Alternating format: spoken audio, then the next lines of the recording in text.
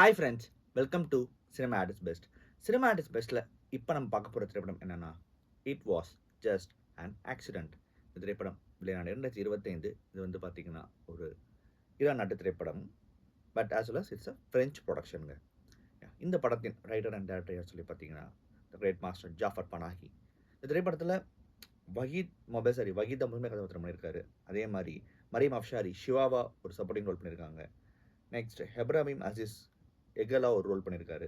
And நிறைய பேர் இந்த படத்தில் நடிச்சிருக்காங்க. Right, fine. It was just an accident. என்ன மாதிரி கதைக்கணும்னு பார்ப்பாங்க. இந்த படத்தை பார்ப்பதற்கு முன்பு இந்த படம் பார்ப்பதற்கு முன்பு நீங்கள் செய்ய வேண்டியது என்னென்னா, ஈரான் திரைப்படம் 2022 வஹீத் ஜலீல்வந்த் அவர் இயக்கிய பியாண்ட் த வால் படத்தை பார்த்தால்தான் இந்த படத்தில் பேசப்படுற அரசியல் முதல்ல நமக்கு புரியும். இந்த படத்தை நீங்கள் பார்க்காம இந்த படத்தை நீங்கள் பார்த்தீங்கன்னா, அந்த இன்டென்ஸ் வந்து உங்களுக்கு கிடைக்குமான்னா அது கொஞ்சம் கம்மியாகவே இருக்கும். கதையாக உங்களுக்கு படமாக உங்களுக்கு ஒரு ஒரு எக்ஸ்பீரியன்ஸ் கொடுத்தாலும் இன்டென்சிட்டி கம்மியாகிறதுக்கான வாய்ப்பு இருக்குது. பட் என்னை பொறுத்த வரைக்கும் அந்த படத்தை நீங்கள் இந்த படத்தை பார்ப்பதற்கு முன்பு பார்த்துருங்க அப்படின்றது தான் நான் இங்கே சொல்லுவேன். சரி, இப்போ நம்ம it was just an accident கதைக்களத்துக்குள்ளே வருவோம். படத்தின் ஆரம்பத்தில் ஒரு ஃபேமிலி, ஒரு அப்பா, மகள், அவருடைய மனைவி ஒரு காரில் வந்து ட்ராவல் ஆகிட்டு இருக்காங்க.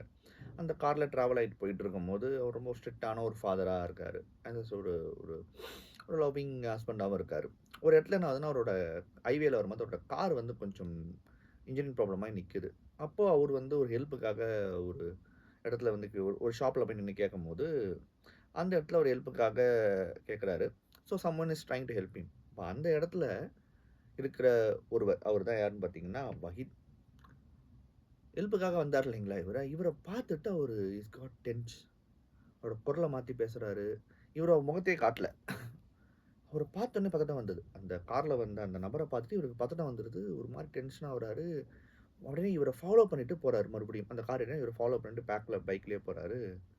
போயிட்டு ஒரு பாயிண்டில் என்ன பண்ணுறாருன்னா, அவரை கடத்திடுறாரு. கடத்தி கொண்டு போடுறாரு. எதுக்கு கடத்துறாரு அப்படின்னு சொல்லி பார்த்தீங்கன்னா, இவன் வந்து நம்மளை வந்து டார்ச்சர் பண்ணவன். Is a torturer. அதாவது இந்த அரசாங்கத்தால், இந்த ரெகிம், மிக முக்கியமாக அந்த நாட்டை ஆள்கிற அந்த அந்த மத குரு இருக்கார் இல்லைங்களா, அதோட ரெகிம் வந்து அவருடைய ரெகிமில் வந்த ஒரு போலீஸ்கார். ஒரு வகையில் ஏதோ இவன் வந்து ஒரு டார்ச்சராக இருந்திருக்கான். பல பேரை டார்ச்சர் பண்ணியிருக்கான். இவன் தான் என்னை டார்ச்சர் பண்ணான்னு சொல்லிட்டு இவரை கடத்தி எடுத்துகிட்டு போய் இவரை கன்ஃபார்ம்லாம் பண்ணுறாரு. இவன் தானான்னு சொல்லிட்டு ஒரு பாயிண்டில் இவரை கொல்லவே போயிடுறாரு. பட் ஆனால் வந்து அவன் நான் இல்லை, நீ என்ன தப்பாக புரிஞ்சுக்கிட்ட அப்படின்னு வரும்போது மறுபடியும் என்ன பண்ணுறாரு, எடுத்துன்னு வந்து அந்த கடத்தப்பட்ட அந்த வேனில் இவர் வந்து ஒரு ஒரு மயக்க மருந்து கொடுத்து படுக்க வச்சுட்டு, அதே மாதிரி பல டார்ச்சர்ஸ் இவரோட ஃப்ரெண்ட்ஸ் அனுபவிச்சிருப்பாங்க இல்லைங்களா, அவங்களெல்லாம் போய் வந்து இவர் வந்து பார்க்குறாரு. பார்த்து இவன் தானா கரெக்டாக சொல்லுங்கள், நான் கொல்ல போகிறேன் அப்படின்ற ஒரு பாயிண்ட்டுக்கு வராரு. அவங்க ஒரு பாயிண்டில் பார்த்துட்டு, ஆமாம் இவன் தான், என்ன பண்ணலாம் அப்படி எல்லாரும் ஒன்று சேர்க்குறாரு. இப்போ என்ன ஆகுதுன்னு சொல்லி பார்த்தீங்கன்னா, ஒன்று சேர்த்த உடனே இவங்க ஒன்று சேர்த்துட்டாங்க. இப்ப இவர கொல்ல போறாங்களா இல்லையா? ஆனா இங்க இருக்கிற பிரச்சனை என்ன, இது இவன் தானான்ற ஒரு குழப்பம் இருந்துகிட்டே இருக்கு. அப்போ இந்த 5 கேரக்டர்ஸ் ஒண்ணு சேருது. யார் யாருன்னா வகீத், சிவா, அ கோலி, கோலியோட கணவர், ஆஸ் வெல் அஸ் ஹமீத் என்ற கேரக்டர்ஸ். இந்த 5 கேரக்டர்ஸ் தான் டிராவல் ஆகி போகுது. ஸோ இதுல பியூட்டி என்னன்னா, கோலின்றவங்களுக்கு வந்து திருமணம் வந்து நடக்க போகுது 2 நாள்ல. சாரி 1 நாள்ல. அதுக்கான ப்ரீ வெட் ஷூட்ல அவங்க இருக்காங்க. ஸோ அவங்க வந்து இவன் டார்ச்சர், இவன கொல்லாம விடக்கூடாது. நம்ம எல்லாம் ஒண்ணு சேருவோம்ன்னு சொல்லிட்டு இவங்கலாம் சேர்ந்து ஒரு பயணமா இவன சாவடிக்கணும்னு முடிவு எடுத்துட்டு போறாங்க. அந்த போற பயணத்துல என்ன மாரியான விஷயங்கள் இவங்களுக்கு நடந்தது? இறுதியில உண்மையாவே அவன் வந்து அவர் பேர் வந்து பார்த்தீங்கன்னா, ஹெக்பால்ன்றவர் தான் டார்ச்சரர். இவன கடத்தி கொண்டு வந்தாங்க இல்லையா? அந்த ஹெக்பால்ன்றவன் உண்மையாவே வந்து டார்ச்சர் பண்ணி இவங்களெல்லாம் வந்து ரொம்ப மனவேதனைக்குள்ள ஆக்குனானா? இல்ல உண்மையா அவன் வேற ஒரு பெர்சன இவங்கள தப்பா புரிஞ்சுக்கிட்டாங்களா? இறுதியில இந்த இந்த இந்த இந்த கடத்தல் எங்க போய் முடிஞ்சது அப்படின்றது தான் ஒட்டுமொத்த கதைக்களமேங்க. This was one of a very important film என்ன பொறுத்தவரைக்கும். பனாகியோட ஃபிலிம்ஸ்ல அவரோட படத்துல வந்து ரொம்ப முக்கியமா பொலிட்டிக்கல் கன்டென்ட் இல்லாம அவர் தொட மாட்டார். அது வந்து ரொம்ப முக்கியமா நான் பார்ப்பேன். ஏதோ ஒரு வகையில ஒரு ஆங்கிள்ல பொலிட்டிக்கலா மிக முக்கியமா அந்த அரசாங்கத்தையும், அந்த நாட்டுல நடக்கிற அவலத்தையும் சொல்லக்கூடிய ஒரு மிக முக்கியமான இயக்குனர். அதனால தான் அவர நாட்ட விட்டே வெளில அனுப்பிச்சாங்க. இன்னமும் தைரியமா படம் எடுத்துட்டு இருக்காரு. ஸோ இந்த படத்தின் ஆரம்பத்துல அது ஒரு அ ஒரு பாயிண்ட்ல டார்ச்சர்ன்ற பாயிண்ட் வரும்போது நான் புரிஞ்சுக்கிட்டேன். இது ஏதோ ஒரு பொலிட்டிக்கல் ஆங்கிள்ல போய் நிக்க போகுது. ரைட். இது ஏதோ இருக்கு. எத பத்தி பேசப் போறாங்க அப்படின்ற ஒரு விஷயம் வரும்போது, மிக முக்கியமா பேசப்பட்ட விஷயம் என்னன்னு சொல்லி பார்த்தீங்கன்னா, நான் முன்னாடியே சொன்னேன். பிஹாண்ட் த வால் படம் பார்த்தீங்கன்னா இன்னும் புரியுன்றது. நான் அந்த விஷயத்த எக்ஸ்பிளைன் பண்றேன். 2018, 19 அந்த மார்க்கத்துல 18, 19 அந்த மார்க்கத்துல என்ன ஆகுதுன்னு சொல்லி பார்த்தீங்கன்னா, அந்த டைம்ல கவர்மெண்ட் அந்த ஃபேக்டரிஸ்ல வேலை செஞ்சுட்டு இருக்காங்க இல்லைங்களா? தொழிலாளிகள். அவங்களுக்கு வந்து ஒரு 10 மாசமா சேலரியே குடுக்காம வந்து இழுத்தடிச்சது அந்த ஃபேக்டரிஸ். அதுக்கு வந்து பார்த்தீங்கன்னா, கவர்மெண்ட் வந்து மிகப்பெரிய சப்போர்ட்டா இருந்தது. இத எடுத்து போராடின எல்லாரையுமே வந்து பார்த்தீங்கன்னா, கடத்தி கொண்டு போயி வச்சு பயங்கரமா டார்ச்சர் பண்ணி அனுப்பிச்சாங்க. இது வந்து நடந்த உண்மை சம்பவம் ஈரான்ல. இப்போ இங்க சொல்லப்படுற அந்த டார்ச்சரும் பாதிக்கப்பட்டவங்களும் இதனால தான். ஸோ இந்த ஆங்கிள வந்து இந்த படத்துல வந்து அழகா வந்து ரொம்ப சூப்பரா ரெப்ரசன்ட் பண்ணியிருக்காரு Jafar Panahi. It's a very important thing. அத வந்து ரொம்ப அந்த 5 கேரக்டர்ஸ வச்சு அவங்க பட்ட கஷ்டங்கள வந்து ஒரு ஒரு இடத்துலயும் ஒருத்தர் சொல்லிட்டு வருவாங்க. அதாவது இந்த படத்தோட ரொம்ப புடிச்ச விஷயம் ஸ்க்ரீன் ப்ளே வைஸ்ல என்னன்னு சொல்லி பார்த்தீங்கன்னா, ஒரு கேரக்டர் இருக்கு படத்துல வந்து ஹமீதுன்ற கேரக்டர். அது ஓவர் சென்ட்ரிக்கா, எக்ஸென்ட்ரிக்கா ஒரு விஷயம் பண்ற மாரி தெரியும். ஏன்னா அந்த பாதிப்பு அப்படி. அவனோட ஒட்டுமொத்த பாதிப்பு வந்து அப்படிப்பட்டதா இருக்கும். அவன் எந்த இடத்துலயுமே ஒத்துக்க மாட்டான் இவங்க பண்ற சில விஷயங்கள வந்து. ஏன்னா, அவனுக்கு கொல்லணும். ஏன்னா, அந்த மாரி விஷயம் அனுபவிச்சிருங்க. அந்த ஒரு விஷயம் வந்து ரொம்ப பியூட்டிஃபுல்லா அந்த கேரக்டர் மூலியமா கொண்டு வந்தாரு. அண்ட் இன்னொரு ஆங்கிள்ல அது ஒரு காமெடியாவுமே அந்த கேரக்டர் வந்து அழகா ஒர்க் அவுட் ஆயிருந்தது. ஒரு ஒரு ஒரு ஒரு அந்த அந்த அந்த ஒரு இங்க இருக்குமா போற கதையில ரொம்ப அழகான ஒரு காமெடி ஸ்பேஸ் குடுத்தது அந்த கேரக்டர். அண்ட் காமெடி காமெடிக்கு காமெடியா இருந்தாலுமே, பேக்ல அது சொல்ற விஷயங்கள் ரொம்ப முக்கியமான விஷயமா பார்க்கப்படுது. இந்த படத்துல வந்து பார்த்தாகணும். ஆ இதுல ரொம்ப முக்கியமா எனக்கு வந்து அவங்க பண்ண அதே தப்ப நம்மவும் பண்ணாம பேசிட்டு இருக்க சிவா.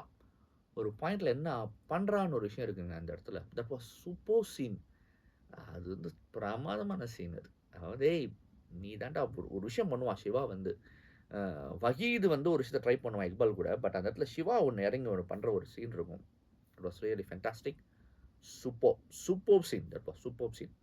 ரொம்ப பிரமாதமா அந்த சீன் வந்து ஒர்க் அவுட் ஆயிருந்ததுன்னு நான் சொல்லுவேன். ரொம்ப பிரமாதமா இருந்தது அந்த சீன். இந்த ஒட்டுமொத்த படத்துல வந்து இந்த